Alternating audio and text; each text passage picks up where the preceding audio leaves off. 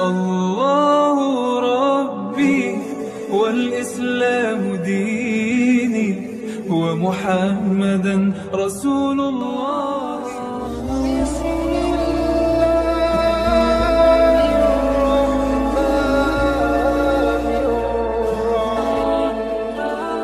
Tahun baru ke Mesir. Di Mesir dari tahun 2010 sampai 2018. Berapa tahun tuh? Kurang lebih 8 tahun ya. Tadi disinggung-singgung ya itu tadi ya sempat mampirlah ke Gaza ya. Jadi ketika di Mesir ngambil S2 sempat mampir ke Gaza Palestina, tinggal di sana sekitar 1 tahun ya. Ya menculik salah satu gadis di sana ya, sampai sekarang belum saya balikin ya.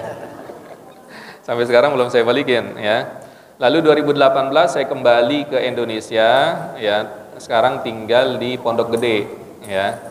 Di Pondok Gede berarti sudah kurang lebih sekitar 6 tahun ya. Aktivitas ngajar di Syafi'iyah ya dan beberapa tempat ya. Ya alhamdulillah Nuaimi enggak asing ya, Kebayoran Lama sudah tidak asing. Bapak-bapak dan ibu-ibu yang dirahmati Allah Subhanahu wa taala, di sini saya akan menyampaikan berkait dengan keutamaan Al-Qur'an tadi ya. Mungkin tadi Ustadz Itang di sesi pertama ya, beliau guru saya. Beliau sudah membahaskan atau mengaitkan antara Al-Qur'an dengan Palestina ya. Di sini mungkin saya akan coba membahas dari sisi yang lain atau mungkin dari sisi Palestina. Ya sedikit menukik ya. Kalau Ustadz Itang mungkin agak meluas, mungkin saya sedikit menukik bagaimana interaksi saudara-saudara kita yang ada di Palestina dengan Al-Qur'an itu sendiri. Dalam Al-Qur'an Allah Subhanahu wa taala berfirman, a'udzubillahi minasyaitonirrajim, bismillahirrahmanirrahim. Ya ayyuhal muzammil. Terus apa? Umil laila illa qalila. Terus nisfahu awinqus minhu qalila. Terus apa? Auzid alaihi warattilil qur'ana tartila. Nah, surat Al-Muzammil ini itu adalah surat-surat yang awal-awal diturunkan. Di sini Allah Subhanahu wa taala memanggil Rasulullah dengan kata yang begitu romantis, hai yang berselimut ya. Dengan kata apa? Romantis, kasih sayang ya. Umil laila, bangun, ayo bangun di malam hari. Terus apa? Umil laila. Jadi umil laila itu artinya adalah dirikanlah salat 1 malam penuh. Ya. Jadi terus dilanjutkan apa? Illa qalila, atau dikurangi sedikit.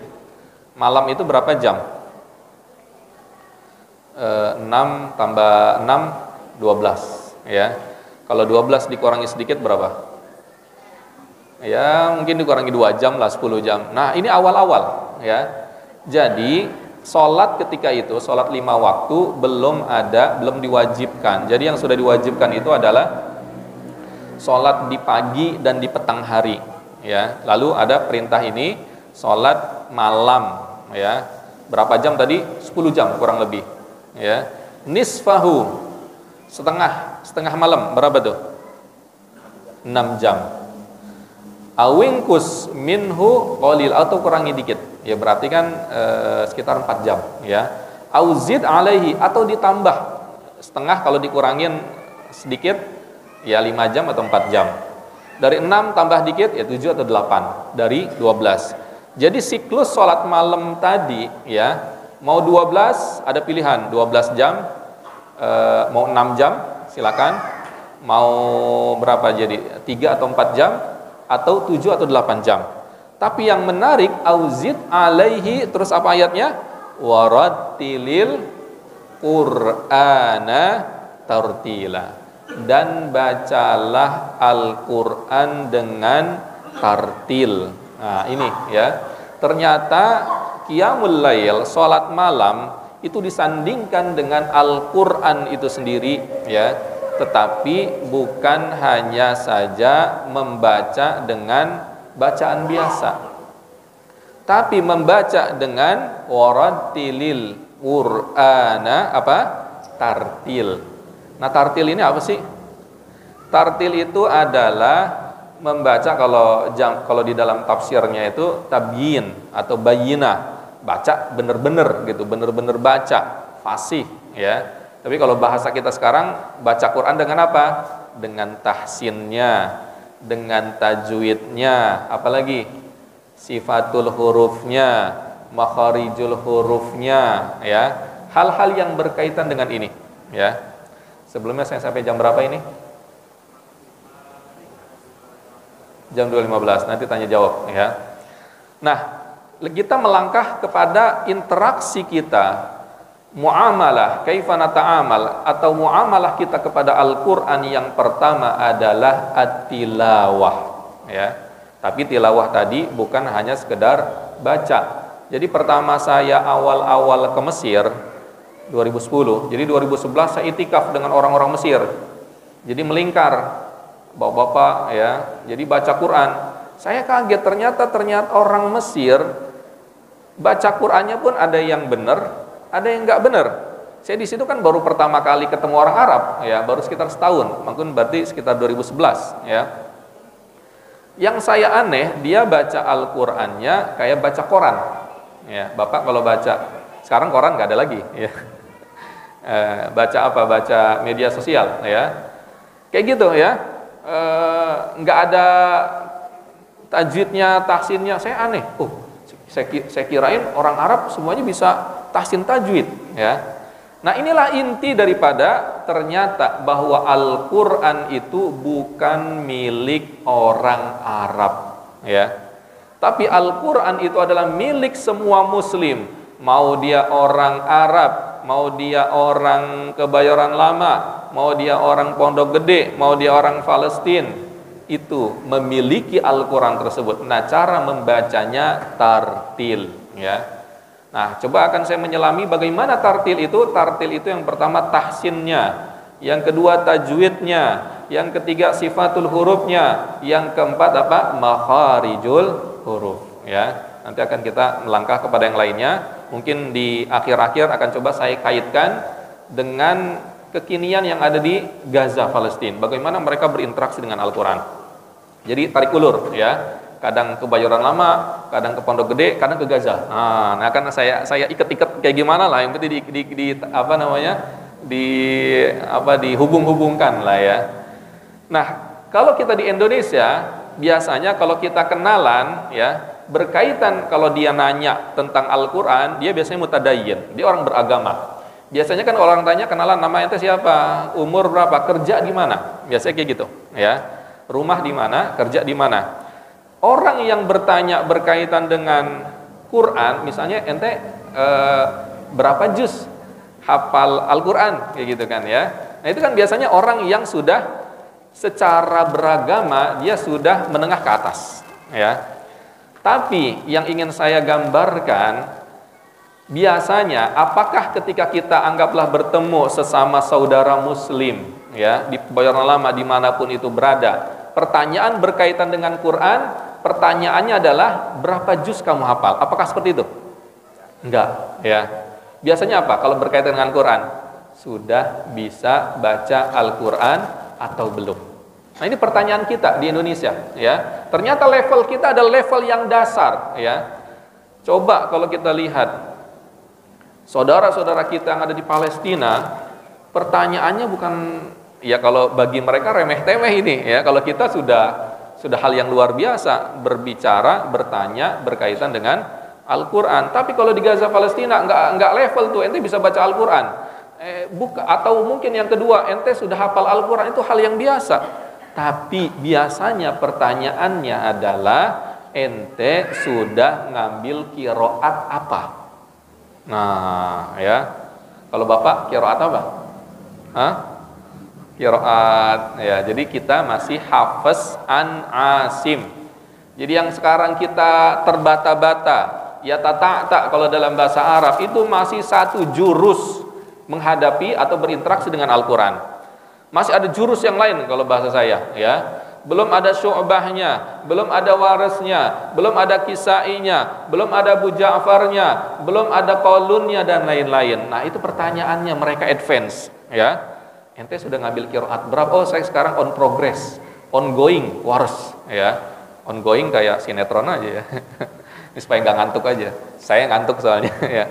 Ente sudah ini, itu biasa. Oh, saya sekarang 7. Oh, sekarang saya sudah 10. Nah, inilah rahasia kualitas individu ya, bahwa di mata Allah Subhanahu wa taala semakin dia dalam berinteraksi dengan Al-Qur'an, saksikanlah semakin ketakwaan dia adalah advance ya. Kalau tadi ini kita nih anggapnya yang di Indonesia tadi, yang level kita apa tadi? Kalau bertanya, bukan ente qiraat apa? Qiraat apa ya? Kayaknya qiraati ya. Atau iqra sekian. Oh, iqra 5 kayak saya gitu ya. Tapi yang levelnya kita adalah sudah bisa baca Al-Qur'an atau belum? Saya nggak yakin kalau bapak-bapak, ibu-ibu dibawa ke Gaza semuanya, satu hari udah pengen balik lagi Indonesia ya. Rumahnya dihancurin, istrinya dibunuh, suaminya dibunuh, anaknya dibunuh, apalagi jadi gelandangan, pengen minum apa adanya, apalagi makan berebutan ya, makan berebutan karena nggak ada lagi ya. Nah, ini gambaran ya, yang menguatkan mereka satu aja, Al-Qur'an itu sendiri ya. Jadi bapak-bapak jangan, Ustadz saya pengen berjihad, ajak saya ke Gaza. Hafal berapa dulu ya, jangan-jangan tadi ya, baru masih tahap belajar Al-Quran. Tapi inilah proses kita dalam apa? Keridhaan Allah Subhanahu wa taala ya. Nah, dari hal yang pertama tahsinnya, tajwidnya. Nah, tajwid itu tentu harus kita pelajari bagaimana gunnahnya, apalagi iklabnya, bagaimana nunun tanwin ya, bagaimana panjang pendeknya, tahsinnya itu terbagi menjadi dua, bagaimana sifatul hurufnya, bagaimana makharijul hurufnya. Sifat huruf kan ada sifatnya tersendiri ya. So bagaimana, do bagaimana, to bagaimana, makhrajnya ya. Kalau ain tapi pakai suara hidung, ngirung jadinya ain ya. Jadi makhrajnya, tempat huruf itu harus tepat. Inilah yang dinamakan warattilil Qur'ana tartila. Nah, Rasulullah bagaimana? Ya, Rasulullah langsung beliau murojaah setiap tahun itu kepada siapa? Malaikat Jibril ya. Nah, ini makanya menjadi cikal bakal ilmu qiraat Al-Quran tadi. Terkadang misalnya anggaplah tahun ini Rasulullah membaca dengan bacaan imalah ya. Tahun depan beliau dengan taklil, atau anggaplah kalau saya analogikan sekarang beliau membaca dengan Hafiz an Asim. Tahun depan membaca dengan Hamzah, tahun depan dengan Qalun. Walaupun ini saya tidak bisa, yang duluan itu Rasulullah, bukan Hamzah, bukan Qalun, bukan Hafiz an Asim, itu orang terdahulu istihadi ya. Dari cara baca Rasulullah tiap tahun berubah-ubah ya. Ini menjadi cikal bakal ilmu qiraat. Akhirnya misalnya Imam Hafiz an Asim, udahlah saya mengambil riwayat ini ya, cara bacanya begini ya. Bismillahi majreha diimalahkan, wa mursaha. Tapi kata misalnya Waras dan lain-lain, yang imalah bukan majreha aja, semua jadi imalah ya. Nah, ini gambaran ya. Nah, lalu yang selanjutnya pentingnya sanad di dalam Al-Quran ya. Jadi sanad itu apa? Sanad itu adalah silsilah keilmuan yang bersambung kepada sumber aslinya. Al-Quran sumber aslinya dari siapa? Rasulullah. Cara membaca Al-Quran, prototipe yang ideal yang harus kita ikuti, tartil tadi, itu adalah cara baca Rasulullah. Nah, itu diwariskan kepada para sahabat, kepada tabi'in, tabi'in terus ke generasi. Nah, ini pentingnya sanad ya. Makanya di Indonesia terkadang ada bacaan Qur'annya baik ya. Wah, merdunya suara luar biasa. Bahkan ada yang sempat viral dengan nada apa? Nada keroncong ya, apa kalau nggak salah ya. Nada anggom langgam Jawa ya, langgam Jawa ya. Dan lain-lainnya, tapi tahsin tajwidnya kemana-mana ya. MUI pun sudah menggambarkan ini nggak benar ya, ini nggak beres ya. Nah, Inilah pentingnya sanad dalam Al-Quran. Bagaimana cara membaca ba, bagaimana cara membaca jim, bagaimana membaca so, bagaimana cara membaca dha, ya. Nah, inilah yang dinamakan warattilil Qur'ana tartila. Nah, kenapa kita harus melangkah melalui proses dasar ini, ya? Apa kata Rasulullah sallallahu alaihi wasallam? Alladzi yaqra'ul Qur'ana wa huwa mahirun bihi ma'as safaratil kiramil bararah. Walladzi yaqra'ul Qur'an fayatata'ta fihi wa huwa syakun alaihi lahu ajrani. Kata Rasulullah sallallahu alaihi wasallam, yang baca Al-Qur'an dan dia mahir, mahir itu apa mahir? Ya jago lah kalau bahasa kita ya. Jago dalam baca Qur'annya, maksudnya mahir itu tadi itu ya, tahsinnya benar, tajwidnya benar, sifatul hurufnya benar, makharijul hurufnya benar, ya itu mahir ya. Apa reward kata Rasulullah? Ma'as safaratil kiramil bararah, bersama para malaikat yang 4 besar ya, atau 10 besar ya. Di mana? Di surganya Allah Subhanahu wa ta'ala. Walaupun seperti itu, bayangkan, yang penting kita berinteraksi dengan Al-Quran pasti ada rewardnya. Makanya dilanjutkan oleh Rasulullah ya, walladzi yaqra'ul Qur'an, barang siapa yang membaca Al-Quran yata'ta itu terbata-bata ya, terbata-bata ya. Setiap kadang saya juga mentahsin para imam yang ada di Pondok Gede ya, ternyata yang mereka ya ada beberapa PR-nya karena lebih cenderung kepada lagu ya. Kata saya, lagunya dikurangin dikit ya, tahsinnya dibenerin ya. Nanti kalau tahsin dan tajwidnya sudah benar, lagunya ngikutin ya. Tapi dia offset ya. Nah ini contohnya seperti itu ya. Fayatata'ata fihi ya, wa huwa syakun alaih, bahkan yang lebih sulit daripada dia ketika baca itu ada kesulitan tertentu ya, itu pun lahu ajrani, dia mendapatkan pahala membaca, pahala dia kesulitan tadi ya. Tapi coba kita telaah lebih dalam lagi ya berkaitan dengan hadis ini. Coba yang mahir, yang tadi level Rossi, pembalap itu siapa? Atau pemain bola ala Ronaldo lah ya. Ya Ronaldo ya, tapi kalau levelnya Bapak, nah tadi lahu ajroni. Ini analogi saja ya, bukan berarti ini ya. Dari rewardnya ini begitu timpang ya. Yang jago baca Al-Quran di surganya Allah bersama para malaikat yang unggul ya. Tapi kalau yang baca Quran saja dia terbata-bata, dia di situ tidak ada redaksi surga. Yang ada redaksi apa? Pahala ya. Berarti kan ini begitu timpang, sedangkan di surga kan itu kan purna ya, pahala yang purna. Berarti proses kita berinteraksi dengan yang basic dalam Al-Quran tadi apa tadi? Warattilil Qur'ana tartila, itu adalah proses kita menuju surganya Allah Subhanahu wa taala. Di situ ada nilai ibadah. Ketika kita belajar sekarang masih gunnah, besok mad jaiz munfasilnya, mad wajib muttasilnya, oh terkadang sifat hurufnya masih salah, dibenerin sama ustadz atau ustadzahnya. Ini adalah sarana kita menuju surganya Allah Subhanahu wa taala. Ustadz, umur saya sudah 50 tahun. Saya sudah 60 tahun, sudah apa 60 tahun? Sudah beruban ya.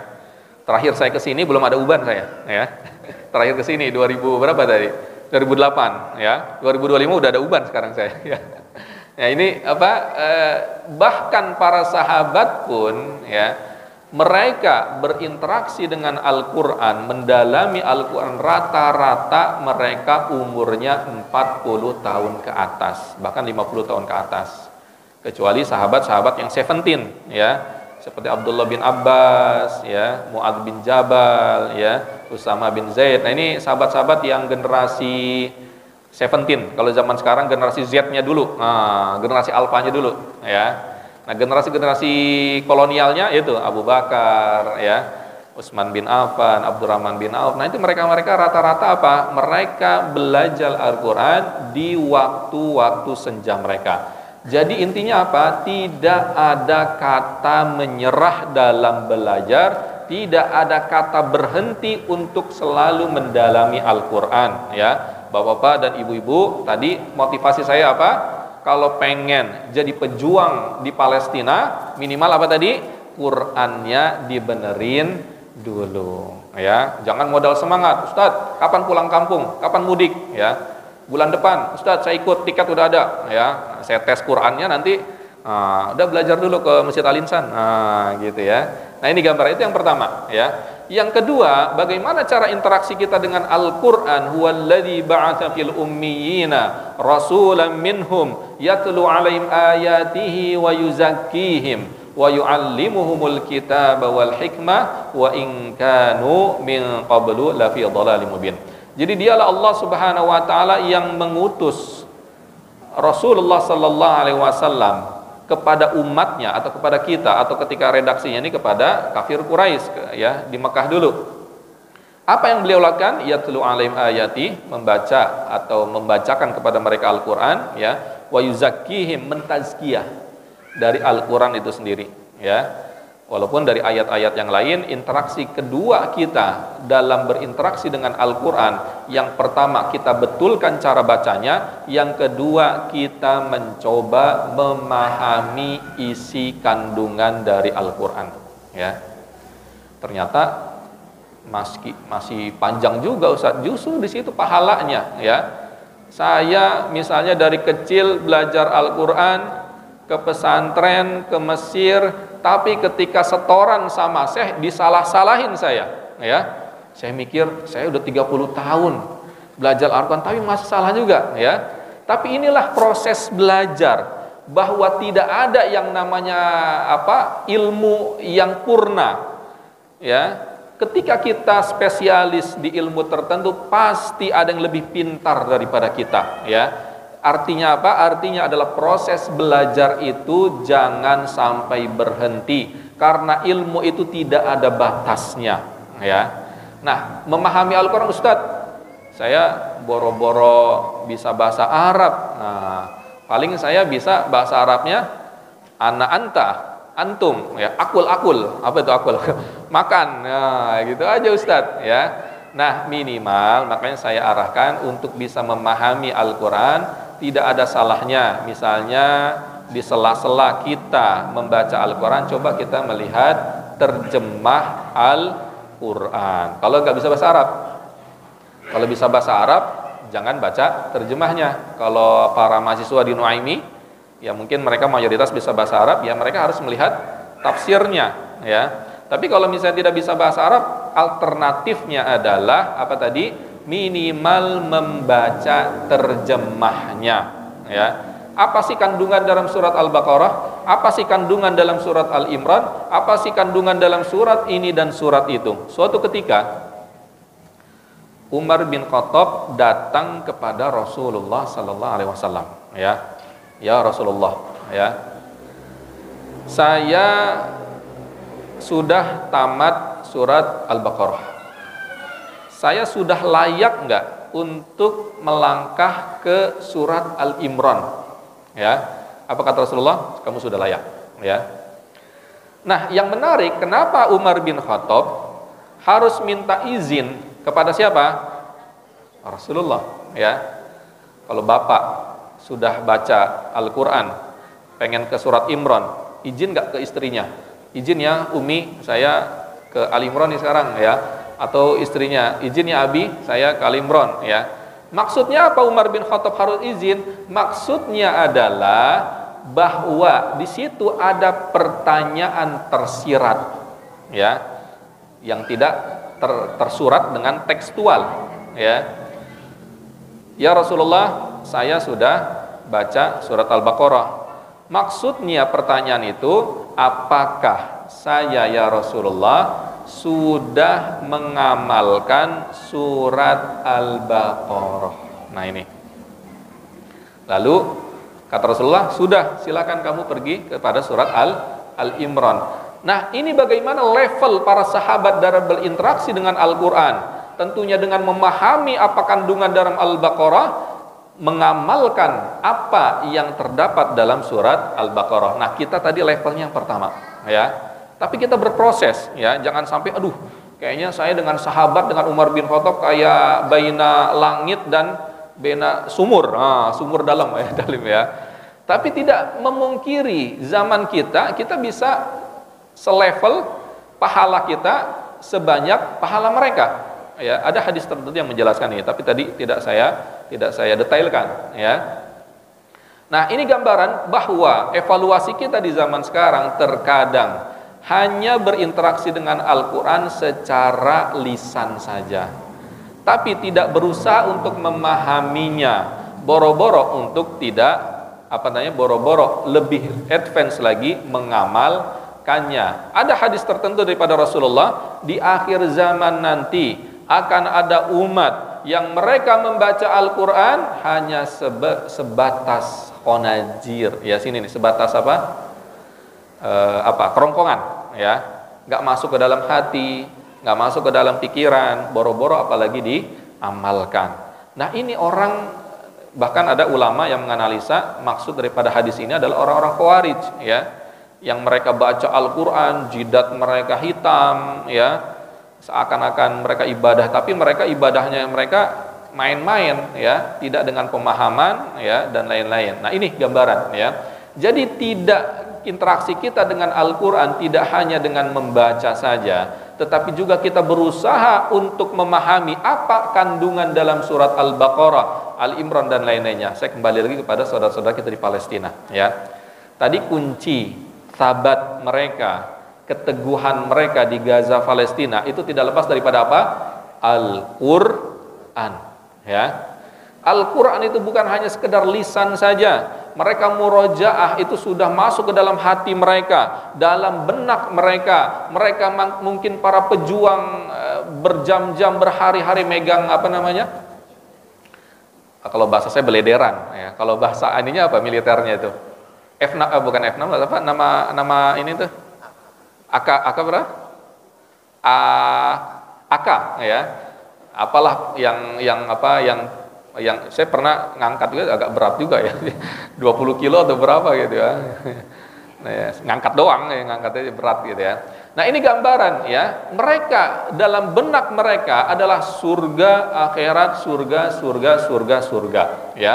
Al-Quran itu mengarahkan mereka. Kenapa mereka bisa sabar kelaparan? Kenapa padahal ketika megang senjata itu mereka bisa jadi istrinya meninggal, anaknya meninggal, rumahnya hancur, ya. Tetapi Allah tidak lepas karena mereka memahami Al-Quran di dalam sanubari mereka, ya. Nah, oleh karena itu kalau pengen Indonesia maju, Kebayoran Lama maju, ya, adil, sentosa, jangan jauh-jauh, masifkan Al-Quran itu sendiri. Makanya ketika saya tinggal di Gaza, ya, untuk mendapatkan orang yang hafal Al-Quran itu gampang saja, ya. Tuh si fulan tetangga hafal Quran, si fulan hafal Quran, si fulan sudah qiraat. Coba saya di sini, maju sini. Yang hafal Al-Quran coba angkat tangan. Yang hafal Al-Quran coba angkat tangan. Ustaz, ada door prize nggak, Pak MC? Ada, loh, ada desa. Yang hafal Al-Quran dapat door prize, silakan. Ibu-ibu, bapak-bapak, silakan. Nggak ada, saya kurangi standarisasinya. Yang sudah khatam, sekarang hari keberapa? 15, ya. Yang sudah khatam di hari ke-15 ini 5 kali, angkat tangan. 5 kali, Masya Allah. Door prize-nya apa? BMW, umroh bila mampu. Ada aja pokoknya, ya. Oke, saya kurangi. Yang sudah khatam 3 kali, silakan. Kayaknya harus door prize-nya harus diliatin biar semangat. Taunya malu-malu, ya. Kunci apalah gitu, ya. Kunci masjid gitu. Yang sudah khatam 2 kali, silakan. Belum juga, ya. Yang sudah khatam 1 kali, silakan. 1, 2, 3, 4, 5. Nah, sekarang mulai detail lagi, 6, ya. Yang paling banyak, perhatikan ya.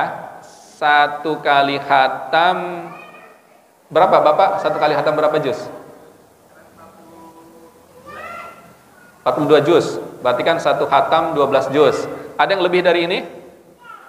Satu khatam 12 juz. 122. Ada lagi? Satu khatam berapa lagi? Satu berapa? Kurang 4 juz lagi. Berarti satu juz 20 satu Quran 26 juz. Ada lagi yang lebih dari itu? Berapa? Silakan Ibu. Satu Quran 28 juz. Ada lagi? Nah, ini kayak apa namanya? Telang. Ini lelang surga insyaallah ya. Ada lagi? Silakan. Satu Quran 28 juz. Ada yang lebih dari ini? Silakan Pak MC, hadiahnya apa? Tolong disebutkan. Nanti tinggal datang ke Pak MC ya, kejutan ya. Namanya silakan tuh Ibu yang di belakang, yang satu Quran 28 juz. Itu Ibu siapa? Maaf, mohon izin. Ibu siapa? Ibu Nur. Ibu Nur ya. Nah, ini gambaran ya. Gambaran kita bahwa interaksi dengan Al-Qur'an itu adalah luar biasa ya. Makanya ada hadis Rasulullah sallallahu alaihi wasallam yang lain ya. La hasada illa fitnain. Kita ini nggak boleh hasad, dengki kecuali dua tipikal ya. Yang pertama apa? Rajulun atahullahul Qur'an fayaqumu bihi ana al-laili wa ana an-nahar. Seorang hamba.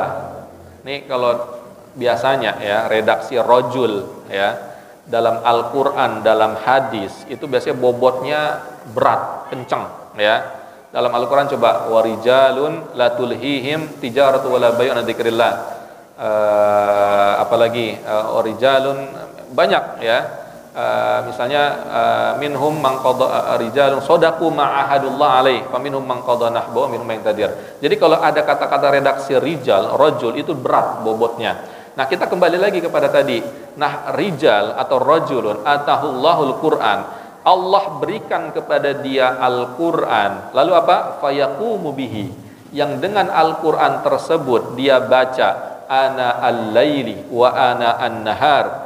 Di malam hari, di siang hari ya, itulah kita boleh hasud kepada orang yang seperti ini. Bukan hasud, maksudnya dengki ya. Kalau hasud kan apa? Oh, jangan deketin si fulan, itu hasud ya. Tapi dengki ya. Nah, dengkinya gimana? Agar kita, nah tadi misalnya Bu Nur ya, nggak apa-apa ibu-ibu tolong didengkiin nih Ibu Nur ya. Saya mohon didengkiin ya. Ada berapa ibu-ibu? Misalnya ada 100. Semua ibu-ibu harus dengki kepada ibu siapa? Ibu Nur. Karena kenapa? Beliau sudah menghatamkan satu kali khatam plus 28 juz. Terus kata ibu yang sampingnya, awas aja nih, minggu depan saya 2 kali khatam 26 juz. Sampingnya lagi saya 3. Inilah yang dinamakan wadzalika falyatanafasil mutanafisun. Nah, yang kedua, warajulun atahullahul mal. Seorang hamba yang diberikan harta, fayunfikuhu ana al-laili wan nahar, dan dia berinfak dengan harta tersebut siang hari, malam hari. Ya.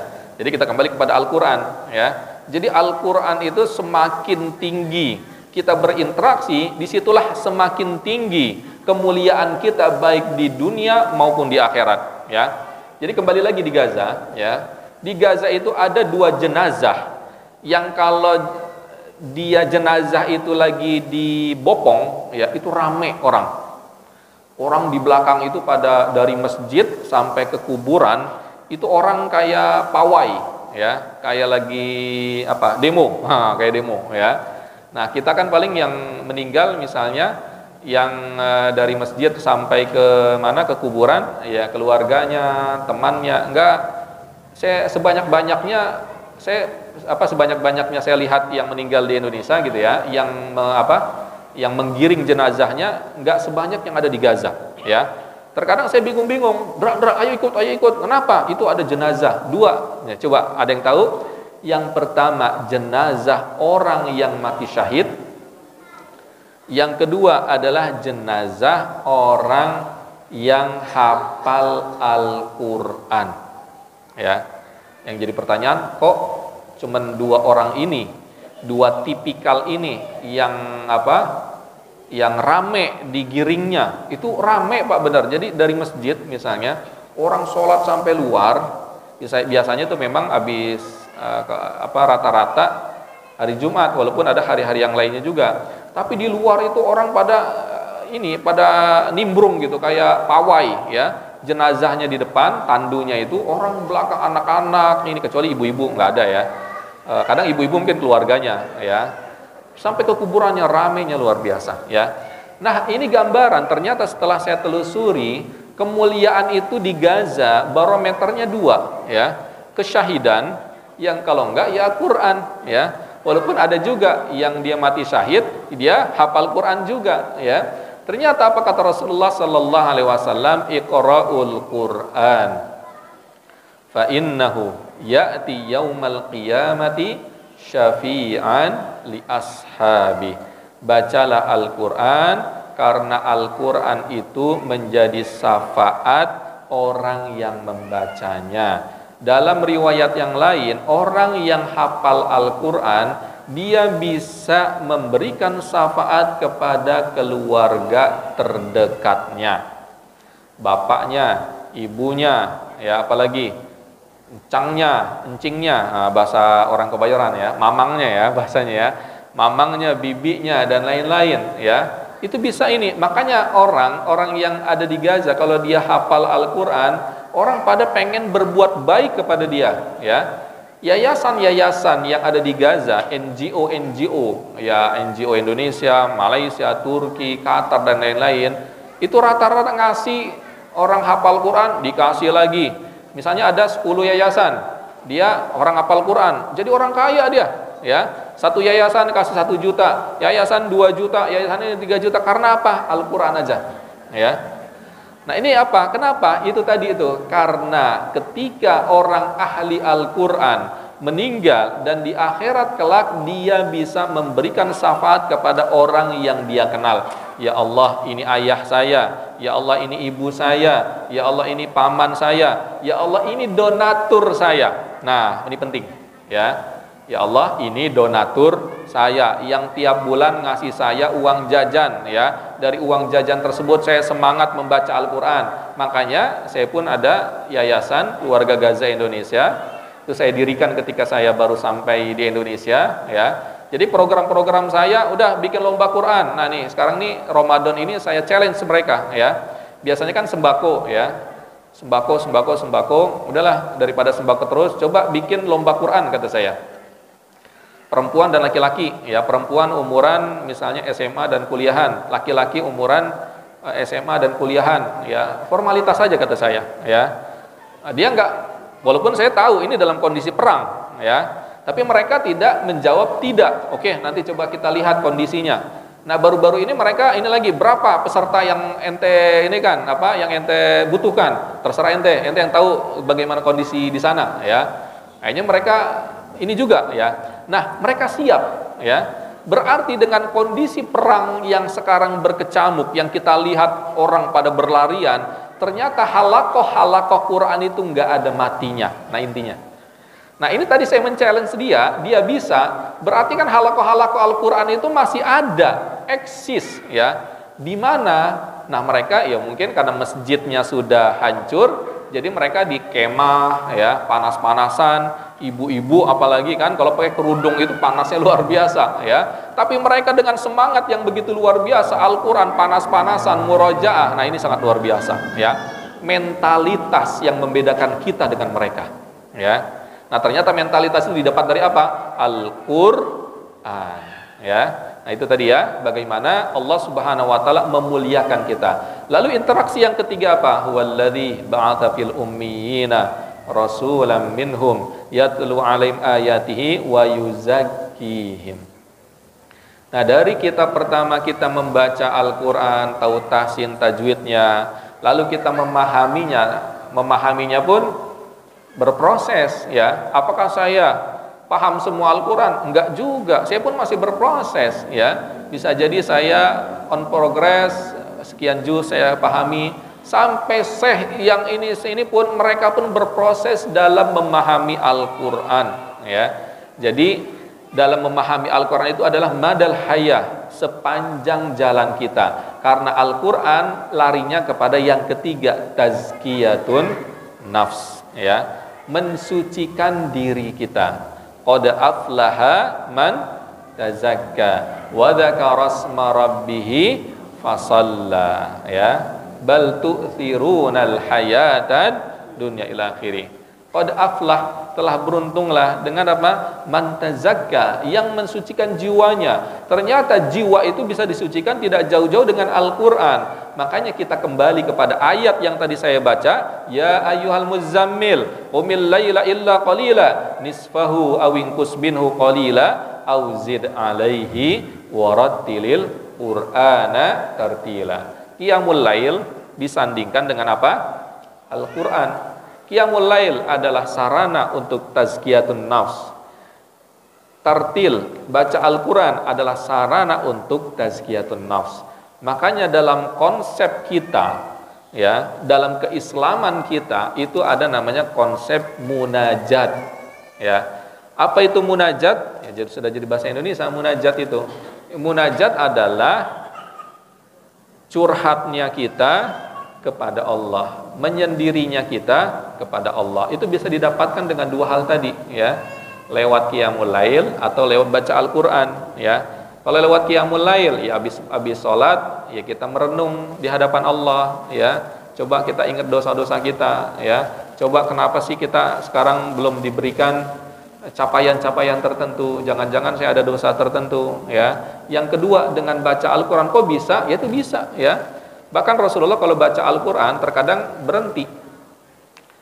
Baca Al-Qur'an di ayat tertentu, beliau berhenti, ya. Lalu beliau mengucapkan, ya Allah, ya berikanlah saya yang dimaksudkan dalam ayat ini, ya.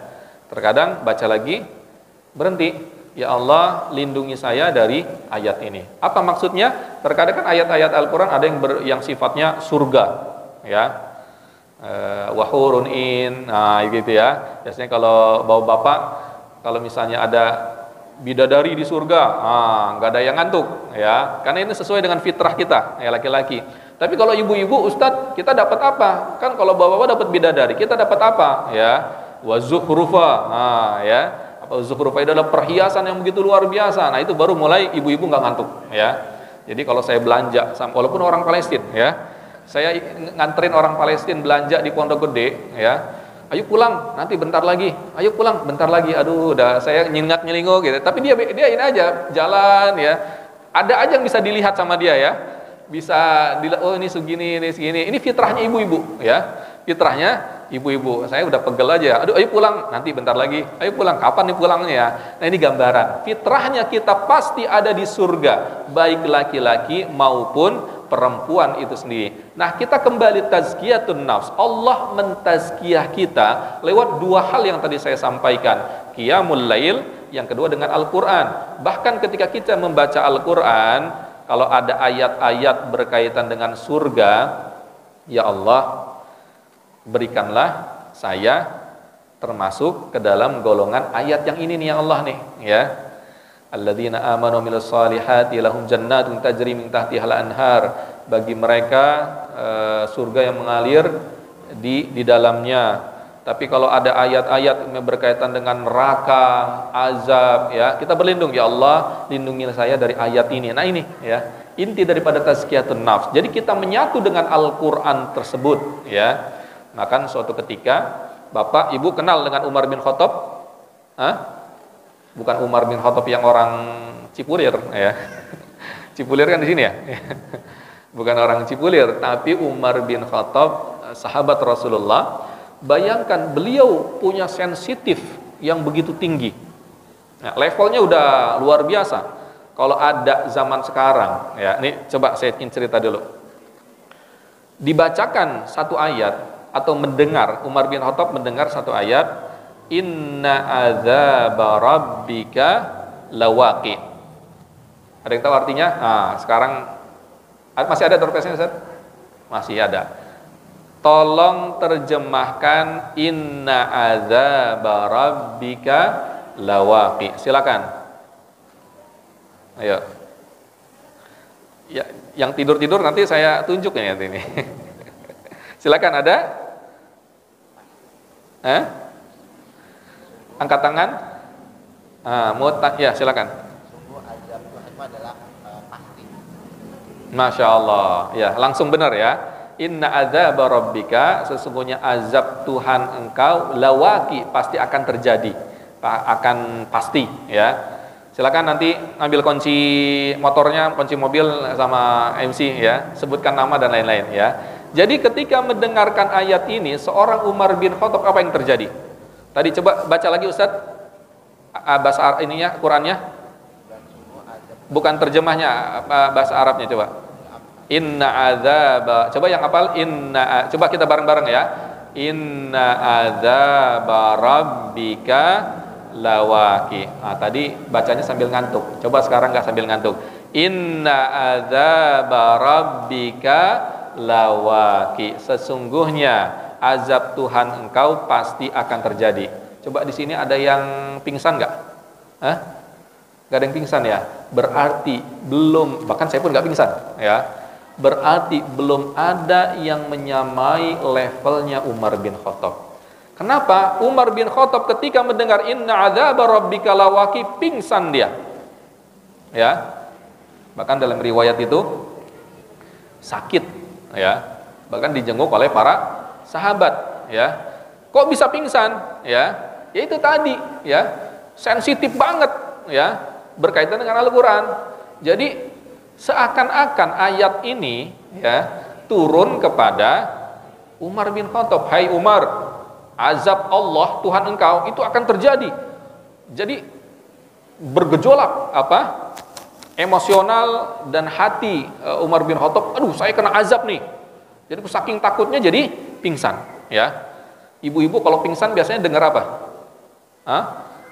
Dengerin apa? Anak misalnya apa? Jatuh lah, kecelakaan lah ya, atau bapak ibu sakit lah ya, pingsan ya, berarti kan suatu yang besar ya. Bapak-bapak ada yang pernah pingsan? Nah, kalau pingsan apa? Ini kalau bapak-bapak pingsan berarti kan apalah gitu ya. Kalau ibu-ibu biasanya kalau pingsan tahu dapat kabar suaminya nikah lagi, wah pingsan langsung. Itu ya. Nah ini gambaran ya, seorang Umar bin Khattab satu ayat pingsan bahkan sakit ya. Sensitivisme yang begitu levelnya luar biasa. Makanya tadi saya katakan ya, kalau ada yang pingsan levelnya berarti seperti levelnya Umar bin Khattab, baper kalau bahasa kita, bawa perasaan. Tapi kepada siapa? Kepada Allah. Kepada manusia kita nggak boleh baper ya. Tapi kalau kepada Allah harus sangat kudu baper seperti Umar bin Khattab. Tapi dalam keseharian, siapa yang nggak takut sama Umar bin Khattab ya? Jin, setan aja kabur ya. Umar bin Khattab lewat Cipulir, setan jin lewat mana? Sufi ya, kasyaf misalnya ya. Walaupun itu tidak bisa menjadi patokan, tapi orang-orang soleh ya itu bisa, terkadang Allah bukakan hal-hal seperti ini. Contoh kecil, seorang kiai Ahmad Yasin ya, beliau kata 2025 awal kehancuran daripada Israel. Itu dikatakan kapan? Dulu 10 tahun ke belakang ya.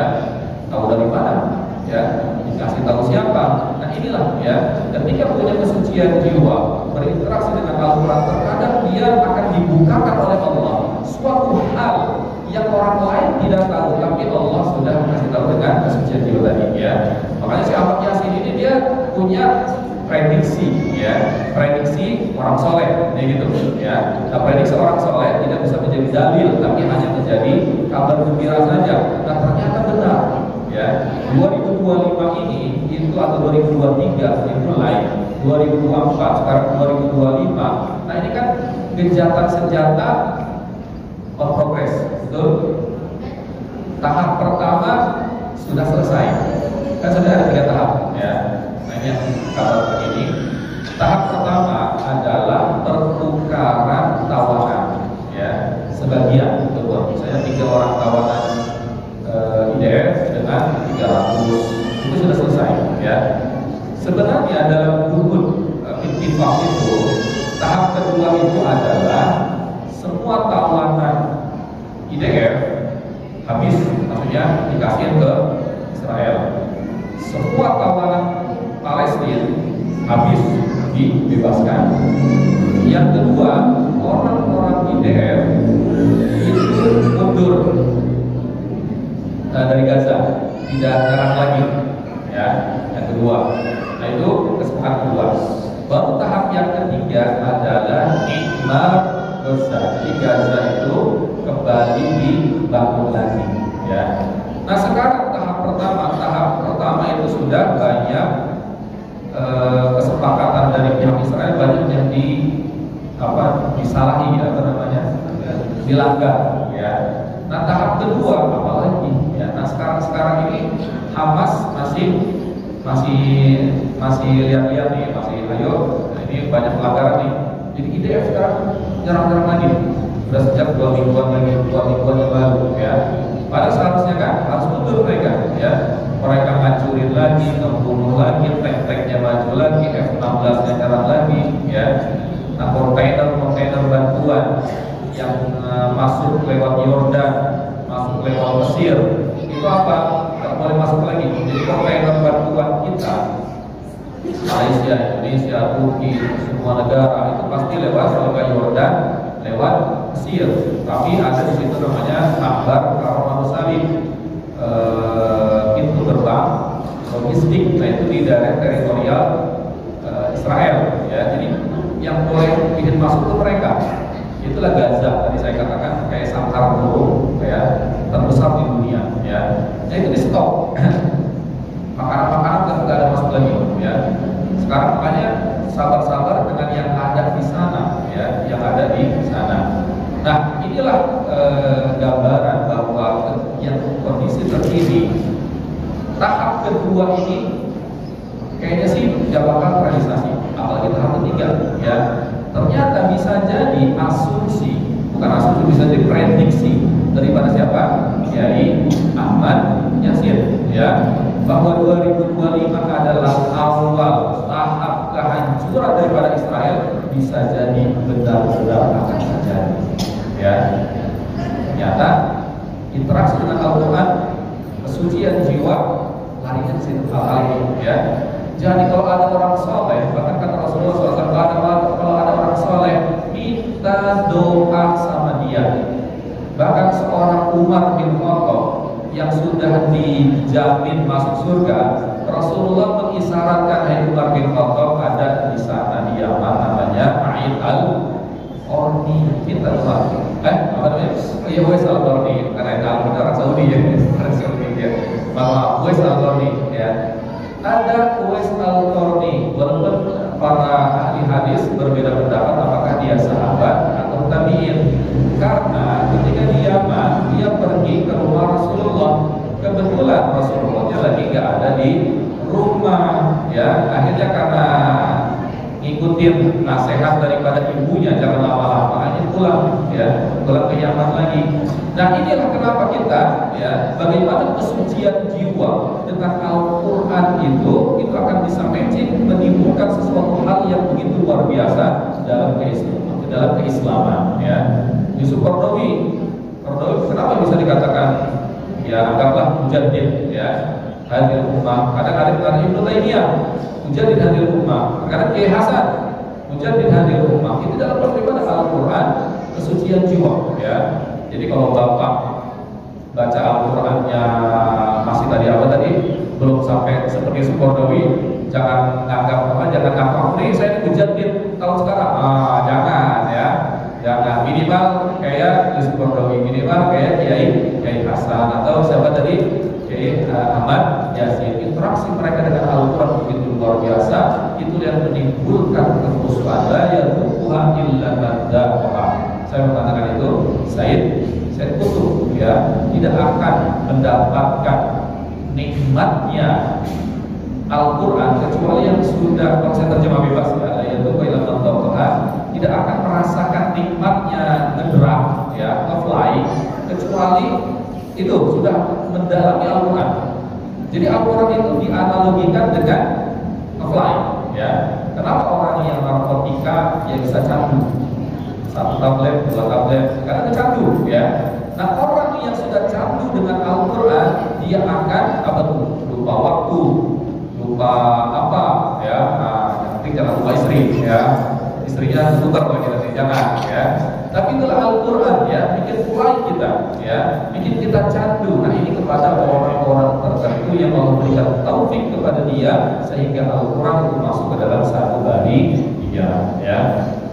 Yang terakhir ya, bagaimana kita berinteraksi dengan Al-Quran adalah mengamalkannya ya.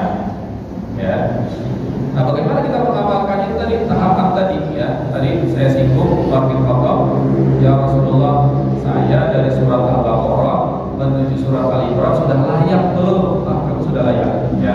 Coba sini yang paling banyak hafalannya, ada yang sini sudah hafal 5 juz?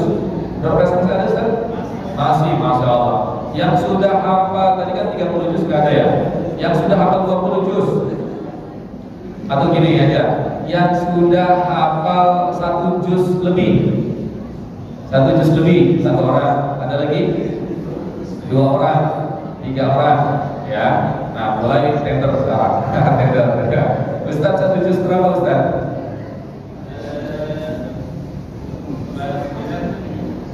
Dua juz berarti Ustaz berapa? Hah? Juz 30. Berarti 1 juz setengah. Ibu mohon izin berapa? Tadi siapa? Ada ibu-ibu yang angkat tangan? Nah, itu berapa?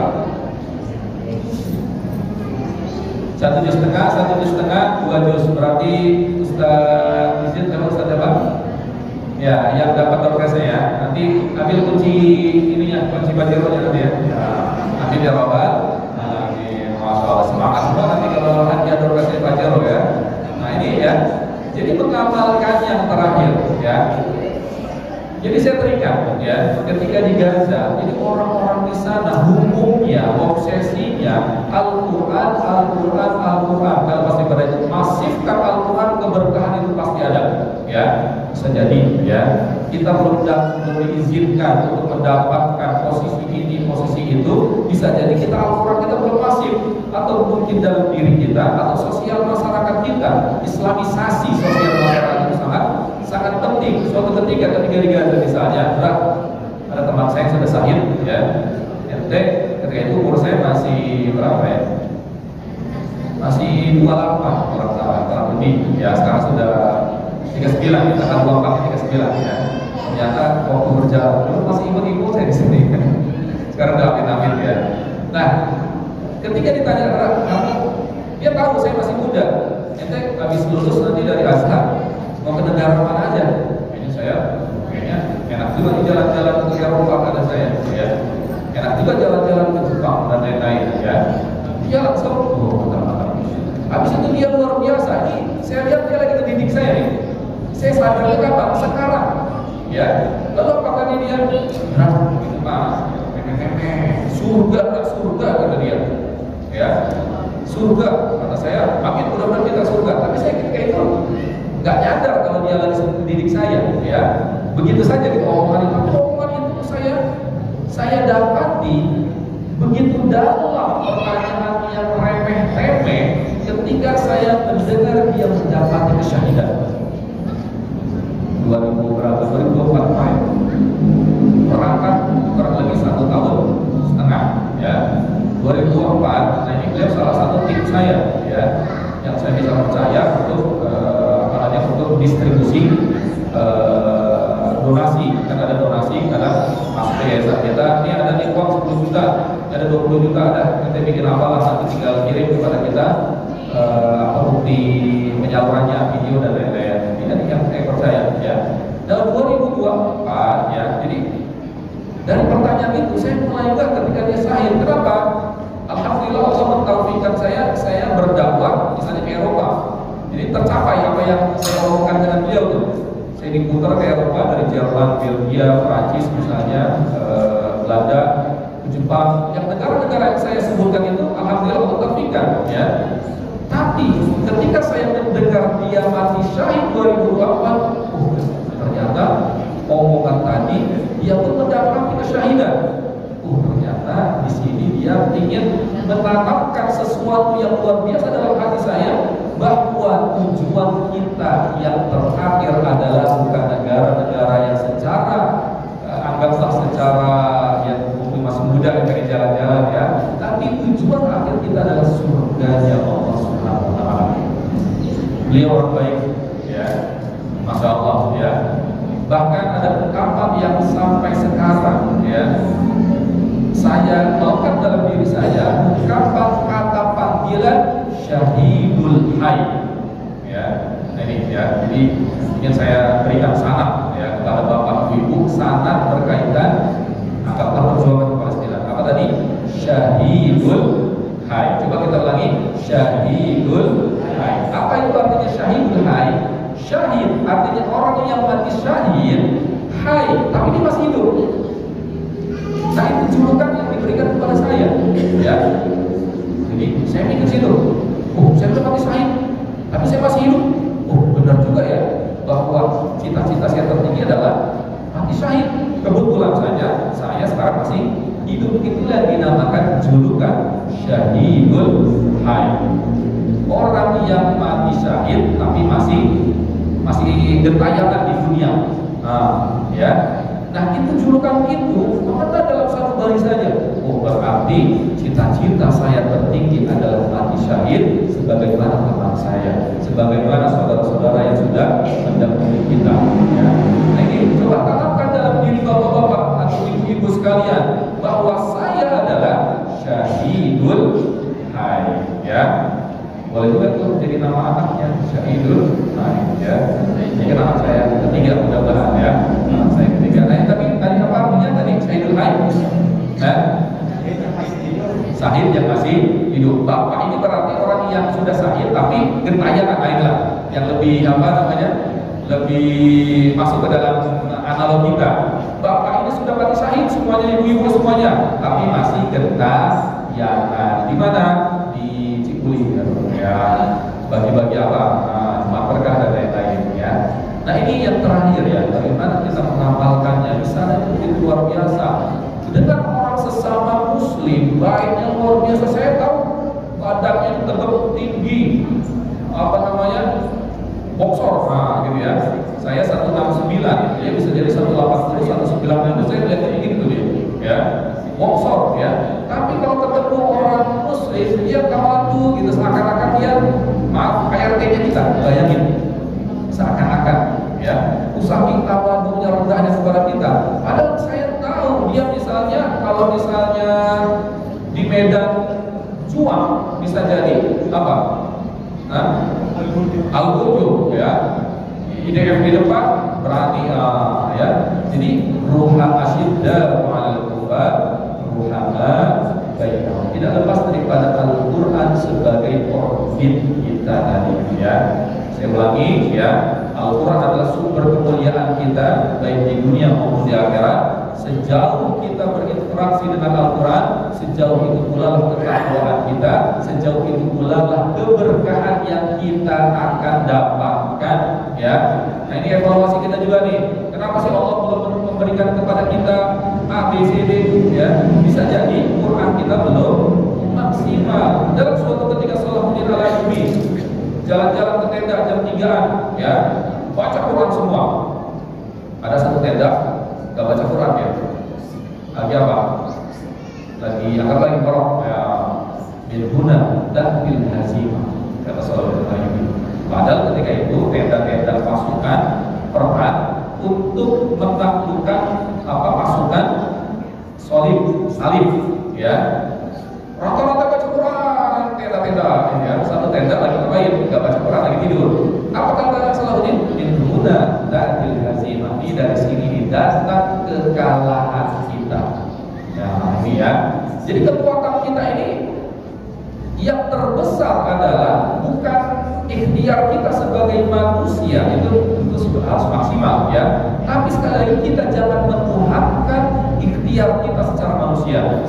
Yang kemenangan, kekalahan itu adalah milik Allah Allah semata, yang itu tidak lepas daripada kekuatan spiritual dan sejarah manapun. Zaman Rasul zaman selanjutnya, kekuatan spiritual yang begitu luar biasa bisa jadi ikhtiar hanya sedikit saja. Kita dinamakan keberkahan, ya. Kita sebaliknya terkadang, ya. Ikhtiar A sampai Z lebih Z, tapi spiritual hanya secukil, nggak berkah, ya. Seorang Maria, ya, lagi hamil, ibu ke bapak ya, bapak ibu pernah lihat uang korma kan? Nah, cara ngambil uang kormanya gimana? Belum pernah ya? Belum pernah ya, karena tinggal beli aja kan. Jadi uang korma itu mirip-mirip uang kelapa, ya, harus manjat dulu ke atas di apa namanya? Kayak uang kelapa lah, kalau uang kelapa kan itu betul ya, kalau uang korma ini ya. Bayangin seorang Maria lagi hamil 9 bulan, ya, tahu-tahu digoyang begini, ya, tahu-tahu korma jatuh, ya, kok bisa jatuh, ya, bapak aja goyang, bapak kok goyang korma begini, nah, sejak belum tentu jatuh, gitu ya, kecuali bapak goyang-goyang begini, teman bapak di atas, ya, nah, goyang-goyang jatuh kormanya, bukan kormanya yang jatuh, teman bapak juga jatuh, gitu kan. Tapi dikatakan wahuzzi ilaiki bidil nahlati usaqit alaiki rutaba jadinya. Ini keberkahan, ya. Saya ingin berbicara tentang keberkahan. Seorang Maria yang hamil, bayangkan ibu lagi hamil, goyang apa? Goyang pintu lah. Kekuatannya berapa ini sih? Skala liter lah berapa gitu ya? 0,0000 sekian gitu ya. Tapi Maria dengan izin Allah itu dari berkah. Ini ingin saya gambarkan, ya. Spiritual yang begitu tinggi, ikhtiar yang hanya sedikit tadi, goyang dikit, tapi keberkahan jatuhlah kemenangan itu sendiri. Tapi kita kadang menjadi evaluasi kita, ya, spiritual hanya sedikit, ya, kita berusaha semaksimal ikhtiar A sampai Z, ya, terkadang itu tadi itu ya, ada yang maksiat sini, ya, ada yang nggak baca Al-Quran, ya, ada yang ini. Inilah yang dimaksud dengan Rasulullah SAW min huna ta'dil azimah. Oleh karena itu, kalau kita ingin mendapatkan keberkahan secara pribadi, secara keluarga, secara sosial, secara dakwah, kita kembali kepada Al-Quran, karena Al-Quran bisa mengupgrade apa tadi, spiritual kita, kedekatan kita kepada Allah. Prototipenya siapa? Gak jauh-jauh, itulah saudara-saudara kita yang ada di Gaza Palestina. Mereka lah yang dimaksudkan oleh Rasulullah Ta'ifah Mansurah, yang kalau Dajjal keluar, mereka lah pasukan yang akan memerangi Dajjal, ya. Kalau Dajjal keluar di Sipruk, di Al-Insan, nah, bapak ngumpet aja, jangan merasa pede saya keluarin Dajjal ini, jangan, ya. Ngumpet aja pada surat Al-Kahfi. Baik, ini yang mungkin yang bisa saya sampaikan berkaitan dengan urgensi Al-Quran, ya, bagaimana kita berinteraksi dengan Al-Quran. Prototipe kita di zaman sekarang tidak lepas daripada saudara-saudara kita di Palestina. Kita berdoa kepada Allah, mudah-mudahan Allah mentaufikkan kita selalu dekat dan berinteraksi dengan Al-Quran sehingga kita bisa bertetangga dengan Rasulullah SAW. Silakan kepada Anda mau ngedit?